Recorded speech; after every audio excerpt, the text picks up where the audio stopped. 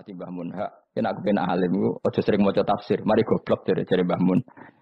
Maksudnya mari goblok itu gini, mufassir itu manusia, kadang dia itu satu ayat umum, dia mendiktekan ke satu kasus, padahal kasusnya lebih umum. Makanya berkali-kali sama nani umpama ngene, contohnya ngene, karena nanti itu mengikat. Misalnya gini ya, saya ulang lagi ya. Ben gayamu kayak wong alim. Ini kan malam 23. Saya itu enggak pernah loh ngitung sengaja. Tapi ini malam 23 kita insya Allah nginjak juz berapa? 23. Ini insya Allah barokah sekali. Tapi rasa Arab-Arab Lailatul Qadar. Biasa wae. Ora kelas e. Ben sing entuk Lailatul Qadar ben wali-wali wae. Kene entuk cipratane wis napa cukup. Lah wong traweh arang-arang yo njaluk. Iya kalau kita mintanya dianggap Allah minta, kalau dianggap ngelama. Coba andekan kapasitas Anda itu RT, minta jadi presiden, itu ngelama apa doa? Tidak jawab saja. Ngelama. Jatah kamu untuk azab, kok jaluk Lailatul Qadar, itu ngelama apa Anda? Mestinya jalukmu orang untuk azab, itu bagus. Paham ya? Banyak ulama diajak istisqa gak mau. Banyak itu ulama. Ayo istisqa kita karena sudah lama gak hujan. Kata ulama tadi, jatah kita ini kena hujan batu dari langit. Gak hujan batu sudah bagus, gak usah minta. Ulama itu macam-macam. Lah rai-rai ngene iki pantese entuk Lailatul Qadar apa entuk adab aja jawab. Ayo. Ora entuk adab wis bagus. Yo dadi dongane ya Allah. Ampun jenengan siksa la tu'akhidna. La tu'akhidna maknane njuk Lailatul Qadar apa ora disiksa. Ya makam kita itu masih Rabbana la tu'akhidna. Iku njuk supaya enggak disiksa innasina waqtuna kalau kita salah. Kowe kan enggak kalau. Wah sudah salah bro. Jadi donga innasina akhtona sange apikane pangeran wae ditambahin. Kalau kita salah. Kalau kita kan sudah tidak kalau lagi sudah. Sudah jelas salah berkali-kali lagi. Mbok wong diisin. Njolak jaruk Lailatul Qadar gak diisin. Tapi oleh wong pangeran apian. Pangeran kan tapi misalnya pangeran ora aku luwe apian timbang aku. Jadi soalnya disahno permintaan. Tapi gak dikabulno. Mau disahno, tapi ora usah disahno iku iman jalin jan wong goblok piye meneh, macam-macam. Makanya doa paling fair itu ya Rabbana dzalamna anfusana wa lam taghfir lana wa tarhamna lanakunna. Makom kita itu disepuro pangeran. Sing bener donga wong traweh-traweh lho ning Tuban ning Jogja wis bener apa innaka afuwun karim tuhibbul afwa fa'fu anna. Ora ana guru-guru kita ndonga ya Allah anilna lailatul qadar ya Allah ka ora saraku iki kita ana ngajarno ngono ya Allah innaka afuwun karim tuhibbul afwa fa'fu anna. Jenengan kandat sing kathah nyepurane lan seneng nyepuro impun jenengan sepuro. Iku bagus sudah. Bagus. Ndelok lailatul qadar gresuk ndelok srengenge. Terus ndelok angin. Angger angan daerah Gunung Kidul banter terus anak-anak. Boy wong tahu diri, maksud kula dia tetap minta Lailatul Qadar tapi tahu diri. Misalnya suwe bar sedekah, puasa bar salat 1000 rakaat, terus utang si sahur, ambek togo-togo sing mbok dolimi jaluki sepuro. Pas kowe tenan mergo ngrasa ora dolim, nduk Lailatul Qadar. Tapi kira ngrasa ora dolim wis ujub sombong. Wong sombong ora berhak meraih. Lah terus piye Gus? Ora piye biasa wae, pokoke biasa wae. Makom kita ora kena adab itu sudah luar biasa. Ora penuh adab piye. Wis ngene iki luar biasa, no? Luar biasa. Mbon nang ngandel kula. Mesti ngene iki keadaan seperti ini terus. Soale dongane wae Rabbana la tu'akhidna in nasina wa akhtana. Itu jadi itu sudah luar biasa. Nah, ini kan teruskan dawuh Mbah Mun. Misalnya Allah bilang gini, fattaku, maka takutlah kamu. Biasanya mufassir ditambahi minan nar, maka takutlah kamu masuk. Sebetulnya yang perlu dihindari dari kita, takut itu ya, takut salah, takut bodoh, takut terdolimi, takut mendolimi orang lain, takut hidup tidak ada gunanya. Tapi mufassir tentu milih yang populer, takutlah kamu dari api neraka. Coba misalnya gini, kita nanti masuk surga. Kemudian zaman di dunia kita tidak pernah berkampanye ya atau berkontribusi untuk agama Allah. Cara saya itu izin. Kata Imam Malik, saya masuk surga. Kemudian orang yang mencintai saya masuk surga itu saya malu. Rasulullah juga gitu. Saya sebagai pemimpin umat, saya malu masuk surga. Dan satu dari umat saya masih masuk neraka. Jadi ulama dulu tuh ketakutannya bukan sekedar masuk neraka. Takut malu, takut bodoh, takut keliru, takut. Saya misalnya nanti masuk surga itu malu. Andaikan saya tidak pernah ngajar tafsir Jalalain. Malu saya. Karena kalau tanya Allah, hak kenapa pun swarga? Terus dibon swarga. Tapi kalau pernah baca tafsir jalan kan anak keren nih. Keren artinya saya pernah mengkampanyakan Quran, pernah mengkhidmai Quran, pernah ngitmai kitab engkau ya Allah. Saya pernah ngitmai umatnya Rasulullah, yaitu sampean kabeh. Pernah mulang, pernah sowan. Biasa tiap bulan sowan jenengan gak sopan tapi. Mulane kira usah bales sowan rono malah ganggu aneh-aneh. Kadang santri yo pidol, wis diulang cek sowan. Orang tuh kiai kalau sudah di rumah tuh milik keluarga biar fair. Bermulang cek assalamualaikum. Terus kiai ini kagok keluargane ku kapan? Boyo mikir bocah ora karo-karuan. Jadi senang ya di ilmoni, napa senang ya di ilmoni. Saya ulang lagi ya. Nah, kata yang ditafsir itu sering tidak mengikat. Makanya kata Mbah Mun, baca tafsir itu dikurangi. Maksudnya dikurangi itu bukan apa-apa. Maksudnya tadi, kalimat yang ditafsir itu tidak mengikat. Yang mengikat itu yang kalimat di Quran. Nah, kalimat Quran itu umum, napa? Misalnya gini, Allah lalu gini. Ikdilu, kamu harus berbuat adil. Lalu adil itu misalnya mufassir menafsir, adil itu menyamakan di antara dua orang konflik. Misalnya di MK 01 dan 02 dianggap sama, itu namanya adil. Itu kan dawai mufassir.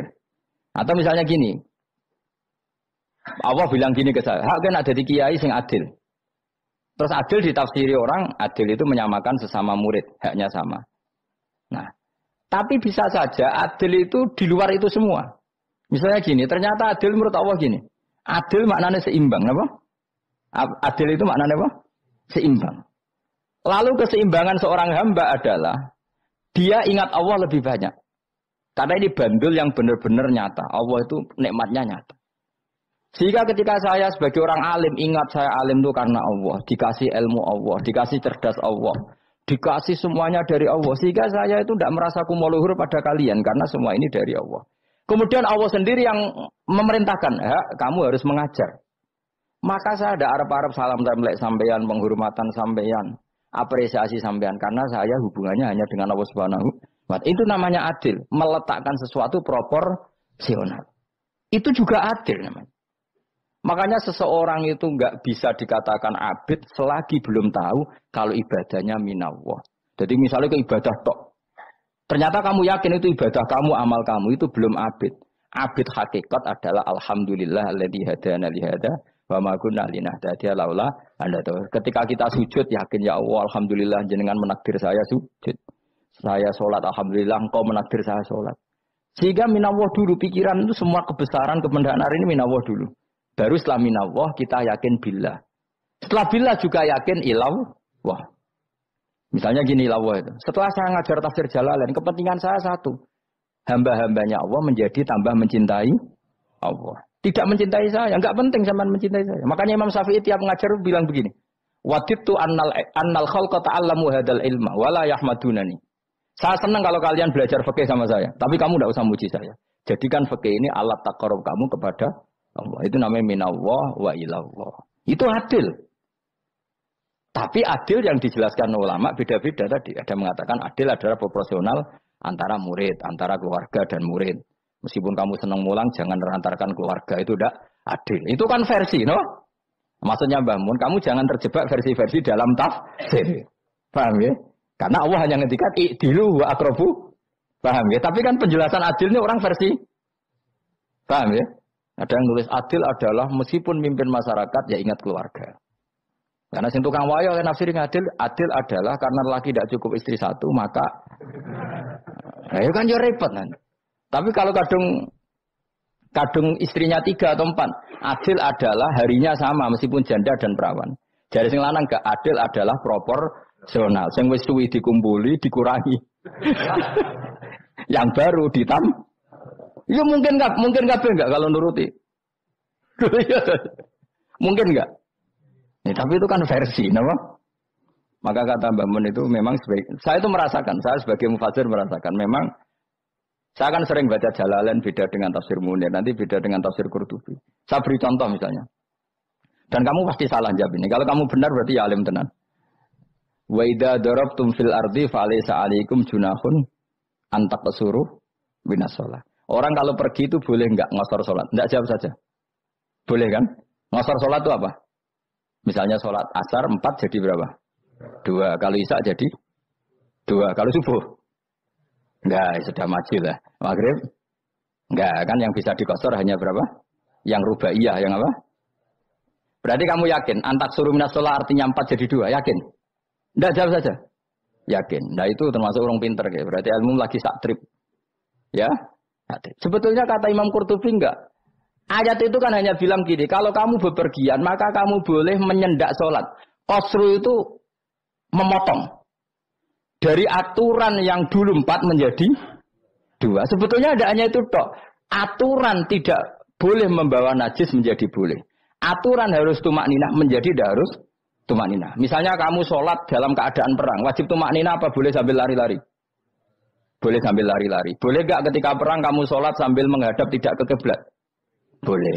Makanya antak suruh minas sholat maknanya apa? Jika kamu pergi, maka dalam konteks itu kan perang ya. Ayat itu memang konteksnya perang. In khiftum ayyaftinakumul ladzina kafar. Jika kamu dalam keadaan perang, maka boleh memangkas apa yang pernah wajib dalam aturan sholat. Paham ya? 4 menjadi 2. Keharusan menghadap kiblat menjadi tidak wajib. Membawa najis sholat sah enggak? Enggak kan? Tapi kalau dalam perang, kemudian pedang kamu ada najisnya, boleh dibawa enggak? Boleh. Jadi maknanya taksuru a'ammu min ayakuna qasra sholat wa a'ammu min ayakuna wajibati sholat yang sekarang enggak wajib. Semua itu namanya juga meringkas kewajiban. Berarti nak mana nih? Jika kamu dalam keadaan perang maka boleh memangkas sesuatu yang dulu wajib menjadi tidak wajib, yang dulu haram menjadi boleh. Tapi mufassir mencontohkan qasrus salat hanya 4 menjadi 2. Dong ya. Oh ya, nang alim ngono tenan wis dokter tafsir wis. Engko tak iki sudah dhewe. Tapi ora perlu orang lain ngakui. Jadi itu contoh kecil. Jadi mufassir karena kebetulan dia tahunya hanya qasrus salat itu 4 jadi 2, dia itu. Padahal di tafsir lain diterangkan qasru itu artinya menyingkat atau mencendak atau memangkas. Dulu wajibnya sholat itu nggak boleh bawa sesuatu yang najis. Tapi kalau sholat dalam keadaan perang dan pedang kamu ada darahnya, boleh nggak dibawa? Boleh. Bahkan Allah menyuruh dibawa. Dan boleh nggak madhep kiblat.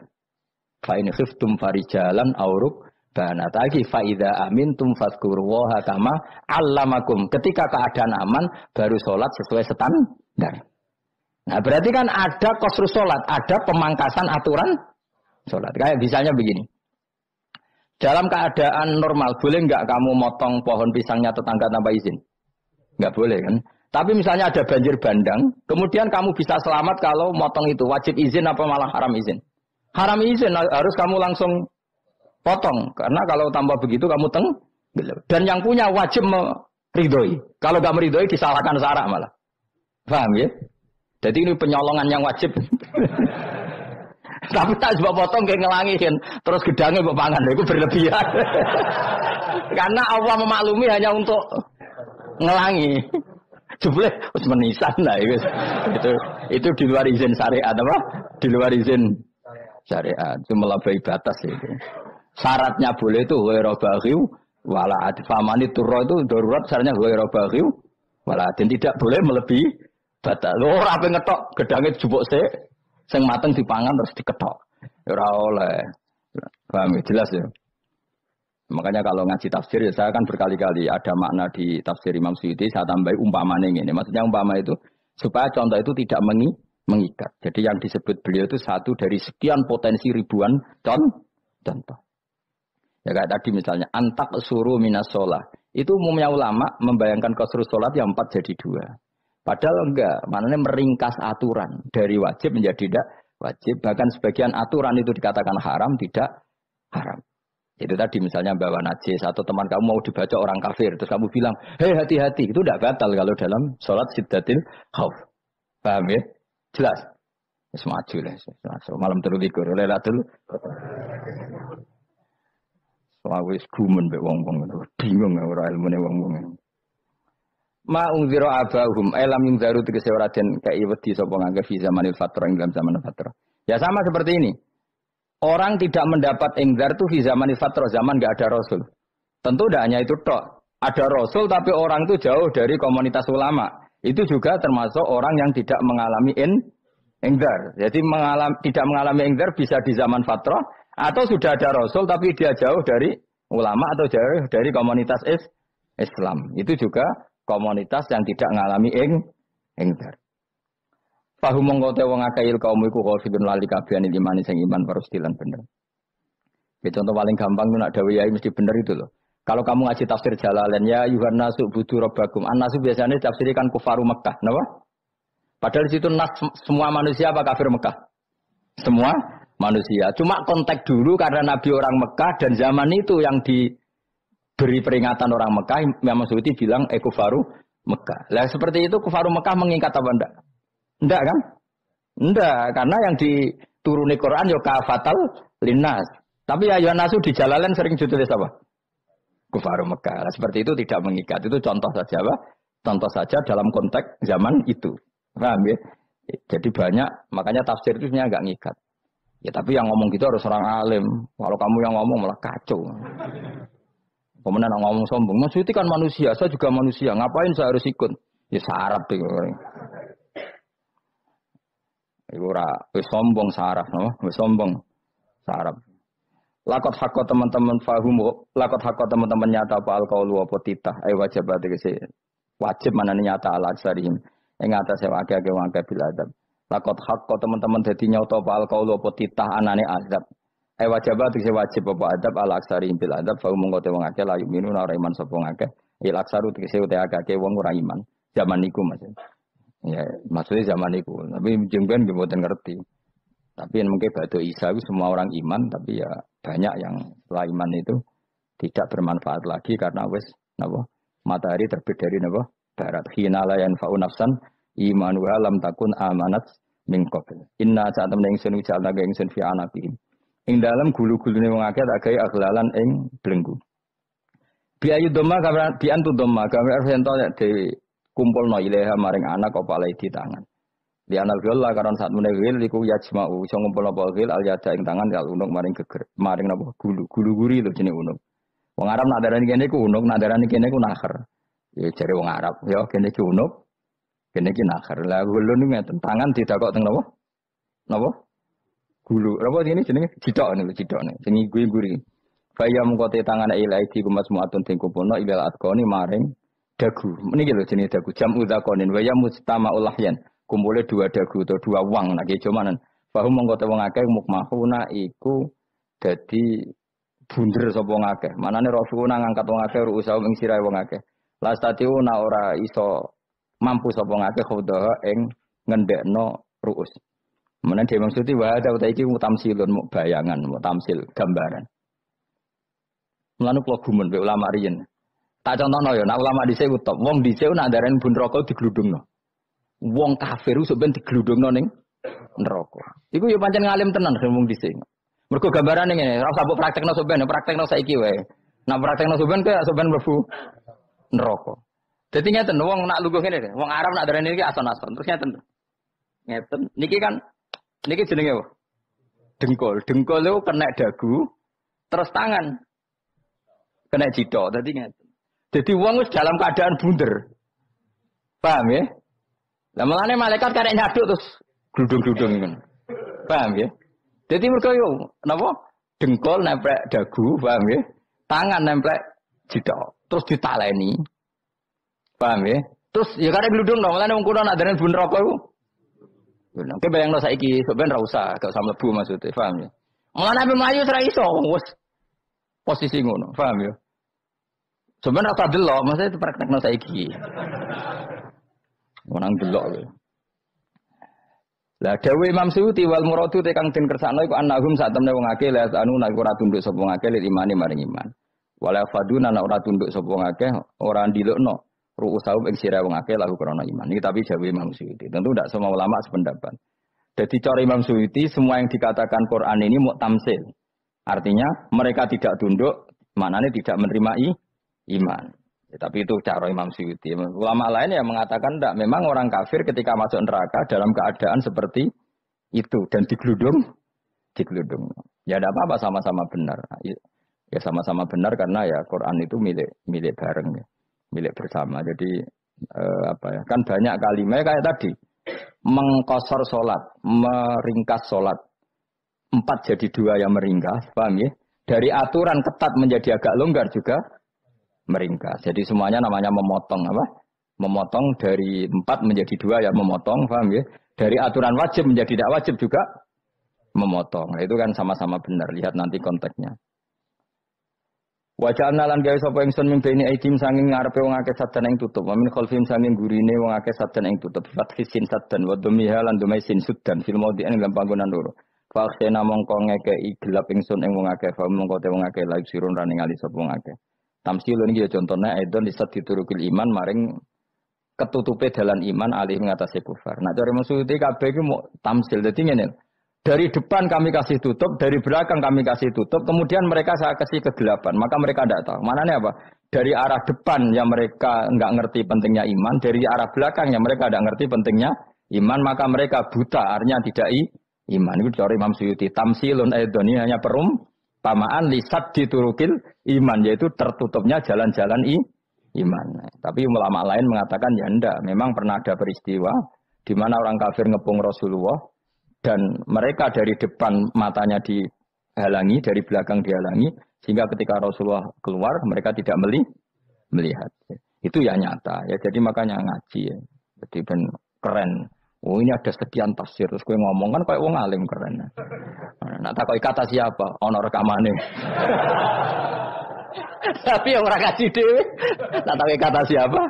Ada rekamannya. Lah anak aku takut ada kata siapa Gus tak dudono kitabe. Lah anak gue dudono rekaman. Iku sampai zaman akhir wis maju. Sok sing rido kan. Enak kok Kang jadi orang alim enak. Nanti itu jadi orang alim ya rugi. Tadi nanti kan gitu. Syekh Abdul Qadir masuk surga. Entah ini gelombang kedua dan para penggemarnya.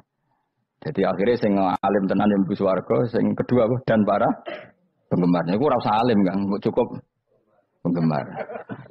Tidak usah ben ya rugi kan. Gus Pak masuk swarga kedua dan para penggemar. Waduh. Terus jebule padha ae. Iku saking rahmane Allah. Kenapa? Kan masyhur itu hadis itu. Rasulullah itu ada sahabat nangis, enggak bisa tidur nangis. Berhari-hari enggak bisa tidur nangis. Hanya karena ingin punya satu pertanyaan. Lama-lama ketemu Nabi, ya Rasulullah saya sudah berhari-hari enggak bisa tidur, ingin menanyakan ini tapi tidak berani. Coba kamu tanya saja. Ya Rasulullah, saya ini kalau mati, engkau kan suatu saat dipanggil Allah. Saya tidak ketemu engkau. Makanya mumpung sekarang saya tak melihat wajah engkau sekuat-kuatnya, sepuas-puasnya. Kata Nabi, ya. Terus, kenapa? Ya kalau engkau di surga, saya di neraka kan nggak ketemu lagi. Atau kalaupun engkau di surga, kan kelasnya beda. Kan tidak ketemu lagi. Jadi kemungkinan dua-duanya itu tidak ketemu. Kan? Karena tadi bisa saja, ya, artinya Nabi karuan di surga, saya di neraka tidak ketemu. Atau engkau di surga, saya di surga pun beda kelas. Ya nggak ketemu. Kata Nabi, tidak begitu aturan mainnya. Almar'u ma'aman ahabba. Orang itu sesuai yang dia orang bersama orang yang dicintai. Jadi ya saya harus ikhlas kalau kamu saingi nanti. Ya, takdir no. Takdir. Wasawanan padha uga ali ngatasi wong akeh angger tau te ngekek peringatan sira gumeng wong akeh tahqiqil hamzatin angger ta. Wa ibdali saniyati alifan angger ta humata sili ala nasil hamzah wa itu khali alifan wa bon alif bin musahalan dan hamzah sing ditasil wa ukhra lan ya wa tarki lan tinggal itu khol. Am lam tungwirhum wong ra wis bakat kafir mbok elingno cek ra mbok elingno tetep layu minun ora gelem iman. Lah sing iman iku sapa inamatung diru ang mestine ngelingno sira. Maksude yang fa'u tegese manfaat itu apa ing daruka peringatan sira. Peringatanmu manfaat man ing wong ittaba kang anut sapa man adzikra ing Qur'anil Qur'an tegese Qur'an. Wa khasyalan wedi sapa man ar-Rahman ing Allah Rahman bil ghaibi padahal ora roh pangeran. Ya khofa tegese wedi sapa wong ing Allah toh walam yara ora ningali sapa wong ing Allah. Nane bil ghaibi itu apa? Takut Allah dalam keadaan toh dia tidak melihat Allah langsung. Mereka tak tafsiri bil ghaibi barang gaib. Barang gaib ning Indonesia terjemahannya hantu. Melihat alam gaib itu maknanya apa dalam bahasa Indonesia? Hantu. Mulane bil ghaibi rata terjemah apa? Ya namanya ini wa khasyalan di sapa wong ar-Rahman ing wasi Rahman bil ghaibi padahal dene ra roh langsung. Ya ora usah diterjemah ya. Terjemah dadi apa? Barang gaib malah repot. Fabasiru monggo ngekeki berita gembira sira ing man bimaghfiratin kelawan pengempuranan wa ajrin dan ganjaran karimin kang terhormat. Orang yang seperti itu yang ngikuti Quran dan takut Allah itu layak mendapat maghfirah wa ajrin karim wa ta'ala juru karim wal jannatu swarga.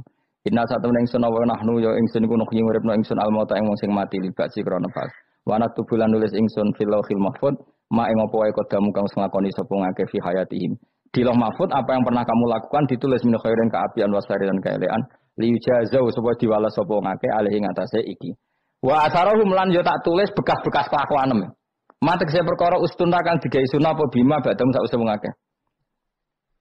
Jadi perilaku kamu ditulis, setelah kamu mati ya masih ditulis, yaitu bekas-bekas sunnah kamu yang pernah kamu lakukan. Jadi misalnya kok penemu judi, selama ada orang judi ya kamu dapat, paham ya? Paham ya? Loro gak ya?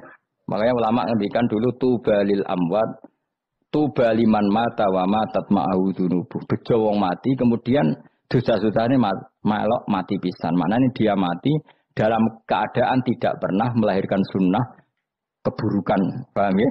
Tapi bejo wong sing mati, kemudian dia meninggalkan sunnah kebaikan yang diikuti terus. Kok sampean ini lo bener? Gak paham jalan lah, nggak jalan kalau turun ngaji. Sehingga sebenarnya anak gak paham lah ya gowo. Lo kok gue jalan dong? Bisa bapak arah paham lah ya gowo. Itu sudah bagus. Apa? Bagus. Jadi pokoknya hanut anak ya hanut. Pokoknya keren, pokoknya keren, sampean keren. Jadi nanti sebenarnya anak tuku jalan, entah kok tuku jalan, dhisik bapak aku ning lemari iki ono jalan. Lah tapi dhisik bapak paham yo ora paham bodoh. Wes stop, stop. Jelas ya itu wanat tubuh mangkodamu wa atharoh. Makanya sisa-sisa amal kita, bekas-bekas amal kita semuanya adalah ditulis sampai Allah Subhanahu wa taala. Mulane kula kepengin jenengan nate syukuran, pisan-pisan nate syukuran. Pertama anak kita bisa sholat. Guling-gilingan banyak orang syukuran perkara ulang tahun. Kenapa pertama anak kita bisa sholat, kita tidak pernah apa? Syukuran. Padahal sholat itu yang menjadi identitas anak kita, kehambaannya ila yaumil qiyamah. Mbok ya orang itu gitu. Sehingga nanti anak kita tuh senang sekali. Itu saya itu kalau agak marah, itu anak saya yang paling kecil, baru umur 6 tahun. Itu tahu-tahu bilang, "Pak, saya sudah sholat."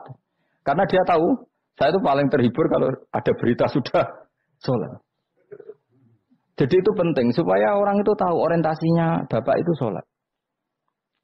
Jadi jangan sampai terus anak kita kalau ulang tahun syukuran, tapi pas sholat kita dingin-dingin saja. Lama-lama anak kita berperasaan sholat itu tidak penting. Buktinya apresiasi bapak biasa saja. Itu contoh kecil. Sehingga nanti tertanam, anak kamu tertanam, nanti cucu kamu tertanam. Jadi itu namanya asar, apa? Asar. Jadi harus seperti itu. Jadi ya itu namanya asar. Makanya Nabi Ibrahim nggak berani minta uang sama Allah. Minta rezeki gak berani. Tapi kalau dia menyebut sholat dulu baru berani. Rabbana liyuqimus sholat faj'al afidatam minan nas tahwi ilaihim warzuqhum, kata Ibrahim. Supaya mereka kuat sholat ya Allah. Enggak apa-apa kamu kasih makan. Supaya kuat sholat. Karena kalau Nabi Ibrahim hanya berdoa, ya Allah kasih mereka makan. Nah di zina, gue demenan, gue judi. Nabi Ibrahim melok dosa. Makanya dimulai Rabbana liyuqimus sholat. Supaya mereka kuat sholat ya Allah. Enggak apa-apa mereka kasih makan. Tadi supaya ini sholat jadi pokok. Kenapa kita makan? Supaya kuat sholat.